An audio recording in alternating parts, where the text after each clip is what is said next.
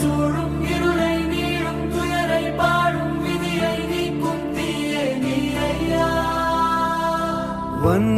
வந்தாயையா வந்தாயையா வாழ்வை மீண்டும் தந்தாயையா.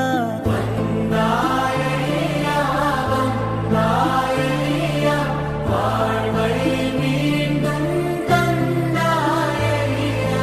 In Tamil classic Purananur, he says, Yadum Ure Yavarke, which means I am a world citizen.